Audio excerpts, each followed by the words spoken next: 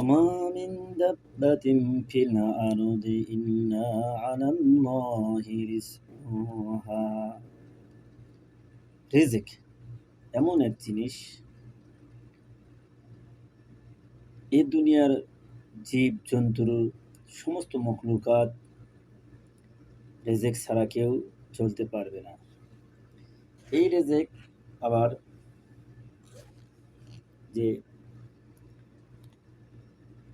শুধুমাত্র রেজেকের টেনশন করে এক জাতি, সেটা হচ্ছে মানুষ। আপনারা যেটা ভালো করেই বোঝেন যে এক জাতি রেজেকের টেনশন করে, সেটা হচ্ছে মানুষ। এই রেজেক অল পৃথিবীর মানুষ সন্ধান করে, আর এই রেজেক ছাড়া কেউ দুনিয়া কোনো কিছু করতে পারবে না। আর এই রেজেকের সন্ধান জীবজন্তুর কিভাবে তারা চলে, তাদের রেজেক কিভাবে সন্ধান হয়। আপনারা দেখেন, অতল সাগরের নিচে হায়ানো, কুমির, বিভিন্ন কিছু আছে যা জাহাজ আটকে ফেলে দেয়। যা আপনাদেরকে একটা কথা বলতে চাই, যেই কথাটা কিছু কিছু সংখ্যক লোক আছে অল পৃথিবীর, যারা এই ধর্মকে বিশ্বাস করে না, তারা জানে যে কর্ম ছাড়া কোনো রেজেক হয় না। এইটা বলে তারা, ইহুদি নাসার ওই তারা বলে এই কথা।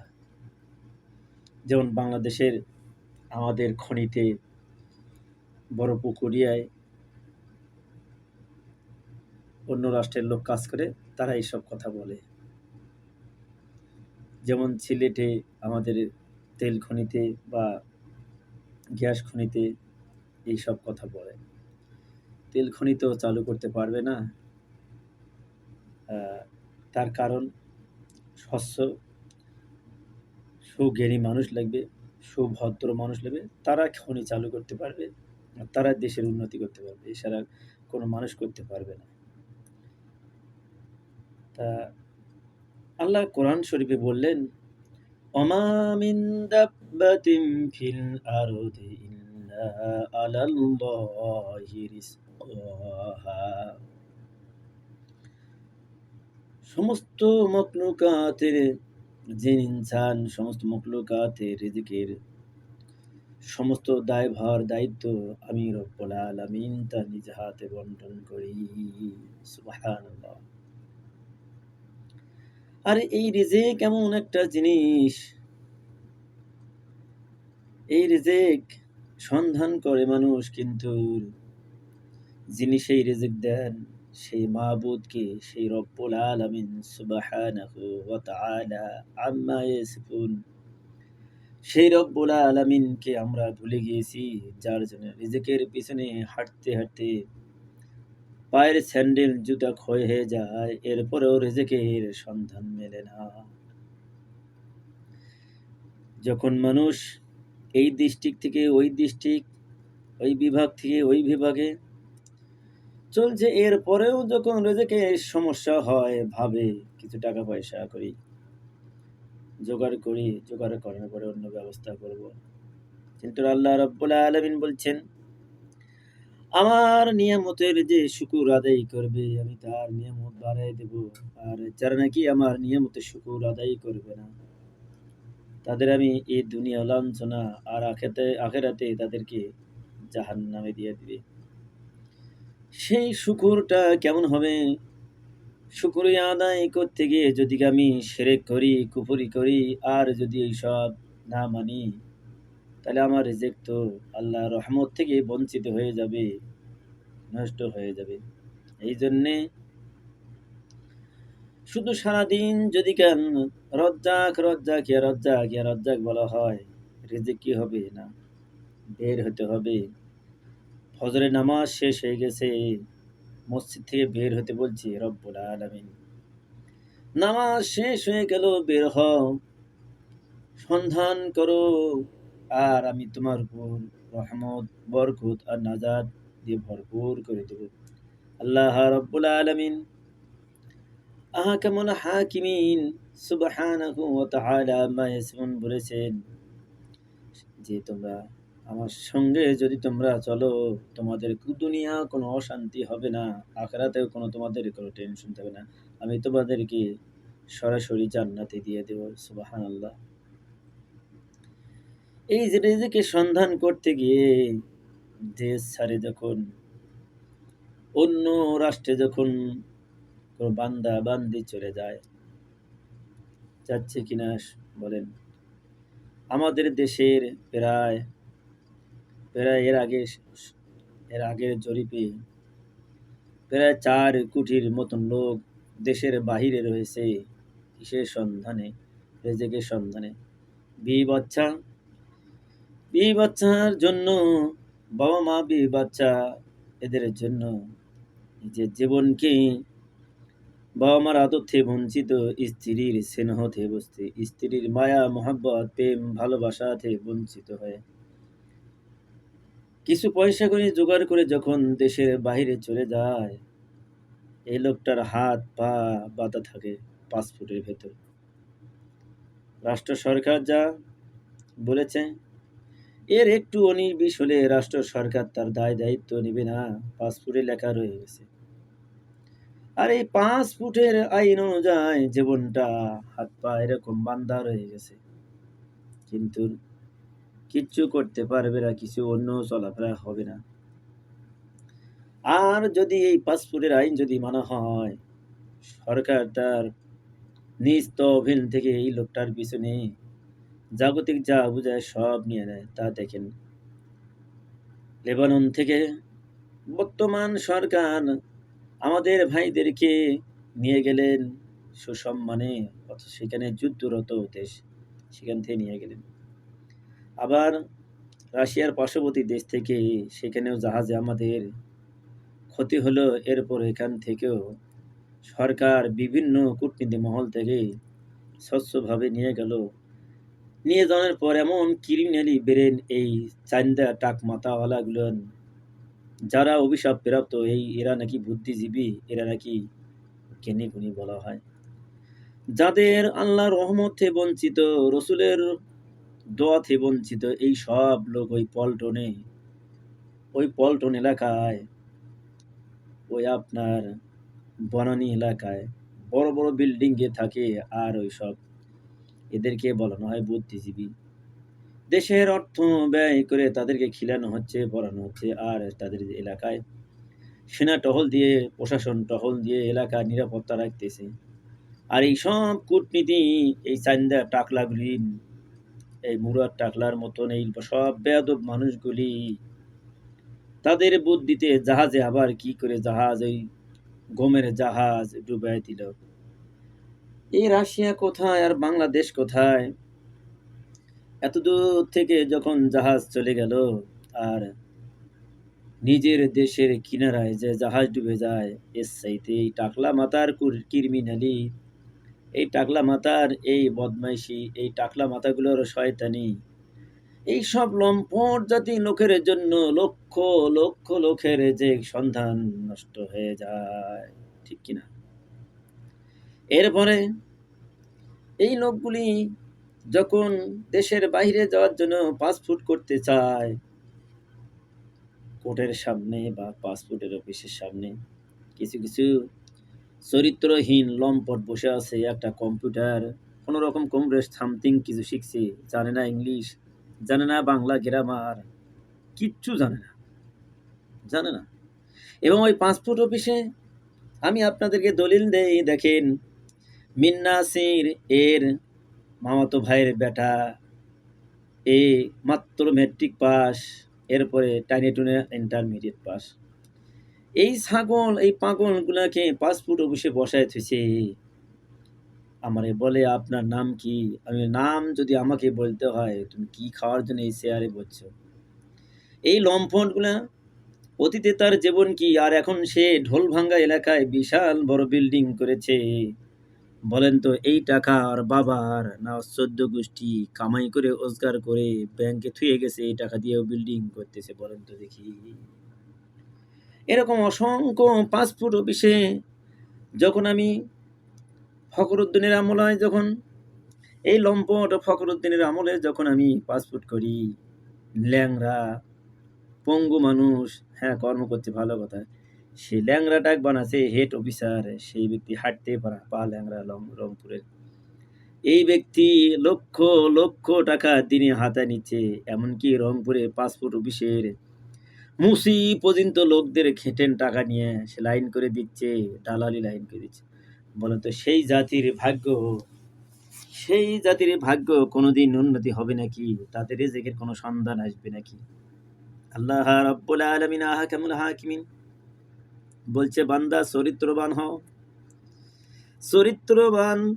চরিত্র এমন জিনিস, এই চরিত্র হচ্ছে অমূল্য সম্পদ। এই পাসপোর্ট কষ্ট করে বিভিন্ন দালালের ফেরে পড়ে টাকা পয়সা ক্ষতি করে যখন চলে গেল, আর এই ব্যক্তিরা যখন পাসপোর্ট ওকে হয়ে গেল, ভিসার সিস্টেমে চলে গেল, এরপরে সেখানেও আরেক ডাকাতি।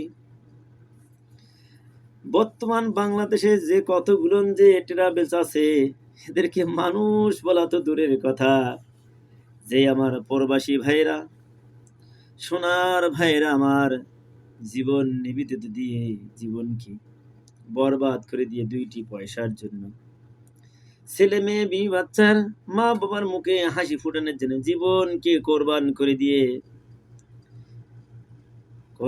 করে দিয়ে সে চলে গেছে প্রবাসী জীবনে, সফর করেছে। এই সফর জীবনে এসে সে কি হয়ে গেল? সমস্ত আদর স্নেহ মায়া মমতা বঞ্চিত হয়ে কাজ করতে লাগলো। কাজ করতে করতে প্রবাসী ভাইরা জীবনটা কেমন কি নষ্ট হয়ে গেল, হাসি আনন্দ যন্ত্রণা জীবন থেকে বিদায় হয়ে গেল। এই প্রবাসী ভাইরা সারাটা দিন রোদে ৪৫ ডিগ্রি সেলসিয়াস ৫৫ ডিগ্রি সেলসিয়াস এর মধ্যে ভারী কাপড় চোপড় গায়ে দিয়ে প্লান্টে কাজ করে।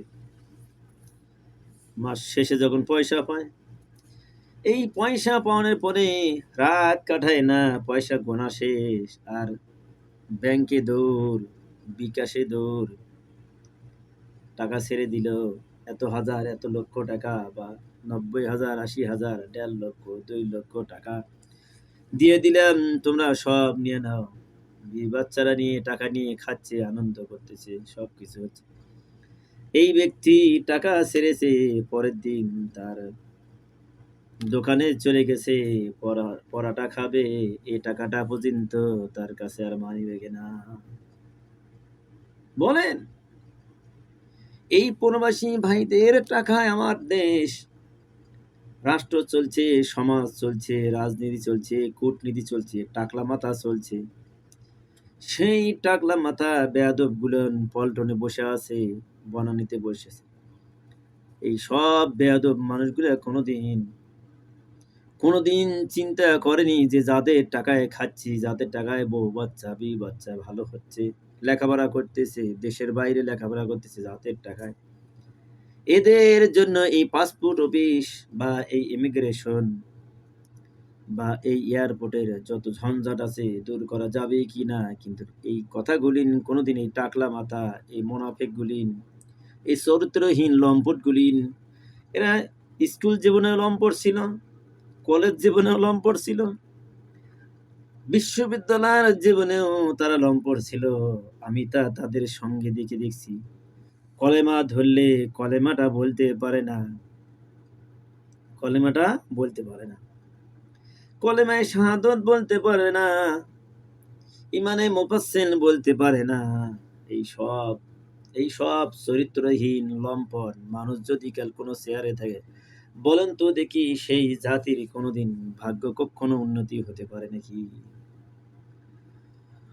অমিম্মা রাযাকনাহুম, এই অমিম্মা রাযাকনাহুম যদি সর্বক্ষণ যদি তেলাওয়াত হয় আর যদি তার যদি অপোজিট কাজ করে টাকলা মাথা, এই চাইন্দাগুলান, এই টাকলা মাথাগুলান যদি কাল সারাদিন যদি কলম ধরে এইসব কথা বলে, বলেন তো দেখি তাদের কোনো উন্নতি আর কোনোদিন লাভ আসবে কিনা? আল্লাহ রাব্বুল আলামিন নবীজি এরকম আবু জেহেল, উতবা, সাইবা, মগীরা বড় বড় টাকলা ছিল, বড় বড় মাথা ছিল, এগুলান শয়তানের মাথা, ইবলিসের মাথা। কিন্তু জনাবে মুহাম্মদুর রাসূলুল্লাহ সাল্লাল্লাহু আলাইহি সাল্লামের কাছে এই সব মাথার কোনো অস্তিত্বই ছিল না। আজ আজ এই বৈষম্য, এই যে বর্তমান ২৪ সালে রাজনীতি যে মোড় ঘুরেছে, ধর্ম, বর্ণ সকল মানুষের মন পরিবর্তন হয়েছে। সবচাইতে এই পক্ষে কাজ করেছে প্রবাসী ভাইরা, যে রেমিটেন্স যে বন্ধ করেছিল। আমি তার জন্যে প্রতিদিন এই প্রবাসী ভাইদের জন্য আমি তাহাজ্জুদে দোয়া করি একটা কারণে। কি কারণে? নবী রাসূলেরা দেশের জন্য কল্যাণ করেছে, কাজ করেছে, দাওয়াতি কাজ করেছে, মানুষের কাজ করেছে। আমি মাহবুব গভীর রাতে যখন সৌদির ভোর ৫টায় যখন আমি জাগ্রত হয়ে যাই, এই জাগিয়ে উঠে যখন অজু করে যখন আমি যখন মসজিদে যাই তাহাজ্জুদ পড়ি, সর্বপ্রথম ২ রাকাত তাহাজ্জুদ পড়ি এই প্রবাসী ভাইদের জন্য একটাই কারণে। অথচ তারা আমার রক্তের ভাই নয়, আপন কেহ নয়, আবার আপনের চাইতে বেশি। কি কারণে? আপনের চাইতে বেশি যে তারা আমার শ্রমিক ভাই। রাসূলুল্লাহ সাল্লাল্লাহু আলাইহি সাল্লাম এই শ্রমিক ভাইদের জন্য দোয়া করেছেন। রসুলও ছিল শ্রমিক মানুষ, শ্রমিকের জন্য রসুল স্পেশাল দোয়া করেছেন। আমি এই জন্য শ্রমিক ভাইদের জন্য, প্রবাসী ভাইদের জন্য দোয়া করি। আল্লাহ রাব্বুল আলামিন হাবিব যখন দোয়া করেছে শ্রমিকের জন্য, আর আমি তাদের দেশের ভাই হিসাবে, আমি আমার ধর্মের ভাই হিসাবে আমি তাদের জন্য সর্বপ্রথম আমি ২ রাকাত তাহাজ্জুদ পড়ে তাদের জন্য আমি দোয়া করি, তাদের সুস্বাস্থ্য কামনার জন্যে। এই যে এই ভাইরা অনেকে অসুস্থ থাকে, অনেকে বিমার অবস্থায় থাকে। তাদের জন্য আমি কাবায় বারংবার অসংখ্যবার তাওয়াফ করে আর বলি, আল্লাহ আমার দেশের ভাইরা যারা আমার দেশকে উন্নতি করার জন্য জীবনে রক্ত পানি করে দিচ্ছে, এই প্রবাসী সমস্ত ভাইদেরকে রব্বুল আলামিন তুমি সুস্থ রাখো, সবল রাখো, এদেরকে নামাজি বানাও, দিনদার বানাও, মুত্তাকি বানাও, আমলে সলেহ বানাও। এদের অর্থের বরকত দাও, এদের শরীরের বরকত দাও, এদের রোগ মুক্ত করো, এদের টেনশন মুক্ত করো, দেশের ঝঞ্ঝাট দূর করো। কিন্তু আবার এত কষ্টের টাকা দেশে পাঠায়, আবার কেউ কেউ আছে আবার কিছু কিছু লম্পট মানুষের সন্তান আছে, সেগুলো না আবার স্বামীর এত কষ্টের টাকা, সেই টাকা হিন্দুসকে দিয়ে দেয়, পরকীয়ায় দিয়ে দেয়। এই সব মানুষকে আজ হোক কাল হোক আমি আপনাদেরকে বলতেছি, যারা এই পরকীয়াগুলো করে এদেরকে ক্রোশে মারবে, এটা আমার সত্য কথা। যারা এসব করে, প্রবাসের টাকা, প্রবাসী ভাইরা আমার গায়ে রক্ত, আমি সচক্ষে তাদেরকে পেলান্টে যায় দেখি, গাড়ি নিয়ে যায় দেখি, এত দেখা দেখছি যে তাদের এই টাকা দেশে ভূতের মতন নষ্ট করা হয়। ভাই বোন হইতে, স্ত্রী পরকীয়া হইতে সবাই তাদের টাকা ধ্বংস করে দেয়। আমি দেখেছি নওগাঁ এবং জয়পুরে পাশাপাশি পয়েন্ট, এক ব্যক্তি তার ভগ্নিপতিকে টাকা দিছে, তার টাকায় জয়পুরের শ্রেষ্ঠ মার্কেট, এই মার্কেটটা শ্রেষ্ঠ মার্কেট করছে, কিন্তু তার বোন বনায় ভাগ্নারা, তিনি যখন দীর্ঘদিন পরে যখন ১২-১৪ বছর ১৫ বছর পরে দেশে ফিরছে, এয়ারপোর্ট থেকে গাড়িতে তুলে নিচে নেওয়ার পরে এরপরে দুনিয়া থেকে বিদায় করে দিছে। তার এলাকার লোকেরা বলে, আমি যখন সেখানে ওয়াজ করেছি তখন বলছে, হ্যাঁ হুজুর আপনি যা বলছেন এটা সত্য, আমাদের এই পাড়ায় ঘটনা। আজ তার সেই বাড়ি বিলীন বাড়ি পড়ে আছে, তার বোন বনায় জয়পুরে শ্রেষ্ঠ মার্কেট করে তাদের কোটি কোটি টাকার বিজনেস চলছে, অথচ আমার প্রবাসী ভাই দুনিয়া থেকে বিদায় হয়ে গেলেন, বিবাহ করতে পারলেন না। জীবনে একটা সুখ, জীবনে এক গিলাস সুখের পানি, শান্তির পানি স্ত্রীর হাতে, তার ভাগ্যে স্ত্রী মিলল না।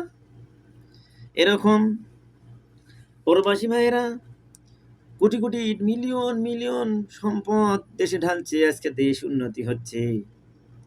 সরকার আজ বাহাবা দিচ্ছে প্রবাসী ভাইদেরকে, কিন্তু সেই প্রবাসী ভাইরা এখানে আকামার কষ্ট, পাসপোর্টের কষ্ট।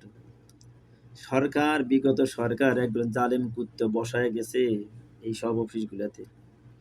আমি যখন 2013 সালেও দেখছি, সেটাও ফির আবার আমার এলাকার একটা বেয়াদব এখনো আছে, গাইবান্ধা কুপতলে একটা বেয়াদব আছে। সে মায়ানমারের দেশের, যারা আমাদের দেশের মানুষ নয়, যারা আমার দেশের কোনো কিচ্ছু নয়, মায়ানমারের লোককে একজন করে ব্যক্তি 25 টাকা 30 টাকা করে পাসপোর্ট নিয়ে যায় টাকার বিনিময়ে। 5,000, 10,000 রিয়াল, 15,000 রিয়াল, এই সব টাকা দিয়ে মায়ানমারের লোককে পাসপোর্ট দিচ্ছে। বলেন তো দেখি, এই সব লোক যখন মারা যাবে এদেরকে জানাজার করা কোনো জায়েজ আছে নাকি? দুনিয়ার কোনো মুফাসসির আমার এই ফতোয়ার উল্লেখ দিতে পারবে না কোনোদিন। তার কারণ এরা যে দেশের পাসপোর্ট বিক্রি করে কোটি কোটি টাকা নিয়ে দেশের এলাকায় জমির দাম বাড়ায় দিল, বড় বড় পুকুর দিল, বারবার কাবা হিসেবে হজ করে এই ডাকাতগুলি, নাউজুবিল্লাহ।